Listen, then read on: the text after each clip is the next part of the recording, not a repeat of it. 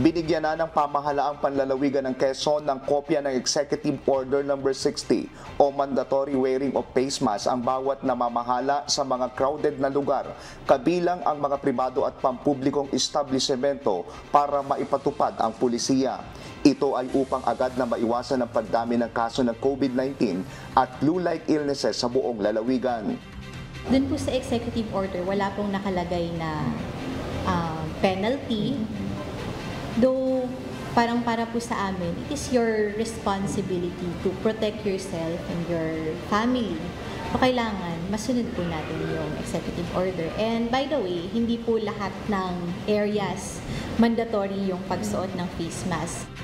Ang mga namamahala sa bawat establishmento ang magkakaroon ng responsibilidad na ipatupad ang mandatory na pagsusuot ng face mask kapag crowded ang lugar, maging ito'y indoor o outdoor, kung saan hindi nagagawa ang physical distancing gaya ng malls, palengke at eskwelahan.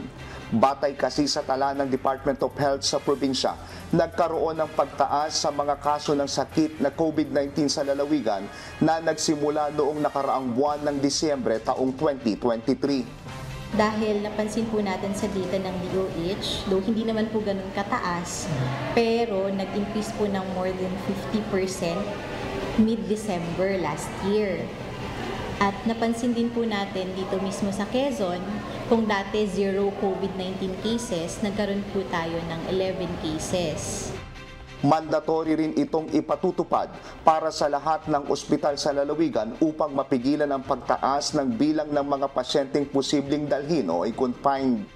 Ang goal lang po talaga natin ay maagapan na wag masaturate yung ating mga health facilities, wag nang dumami yung may sakit pa. Kahit po sabihin natin na simpleng ubo, sipon, lagnat, it also entails expenses, tsaka abala po sa mga gawain po natin. Hinikayat din ng Integrated Provincial Health Office ng Quezon ang publiko na magpa-flu and pneumococcal vaccine upang maiwasan ang mga flu-like illnesses.